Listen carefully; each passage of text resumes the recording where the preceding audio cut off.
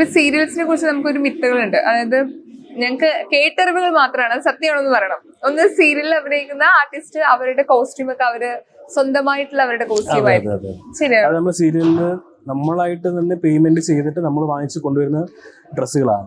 അത് സീരിയലിൽ ആരും തരില്ല. അപ്പൊ നിങ്ങൾ ഓരോ ഇതിനും പുതിയ പുതിയ വാങ്ങിക്കും. ഇത് കിട്ടുന്ന പൈസ പകുതി ചെലവാക്കേണ്ടി വരും. സീരിയലിൽ ഏറ്റവും വലിയ ബുദ്ധിമുട്ടാണ്. അതില് പൈസ കൊടുത്ത് വാങ്ങിക്കുന്നത് മാത്രമല്ല, ഇതിപ്പോ വാങ്ങിച്ചിട്ട് നമ്മൾ സ്റ്റോക്ക് ചെയ്ത് നമ്മൾ അവസാനത്തെല്ലാം കഴിയുമ്പോൾ വീട്ടിൽ കൊണ്ടുപോകണ്ടേ, അതാണ് പ്രശ്നം.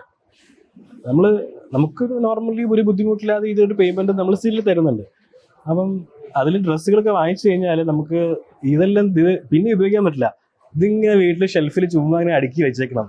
പിന്നെ നമുക്ക് വേറെ എന്തെങ്കിലും കാര്യത്തിനോ അല്ലെങ്കിൽ നമ്മൾ വേറെ കൊടുത്ത് ഒഴിവാക്കണം.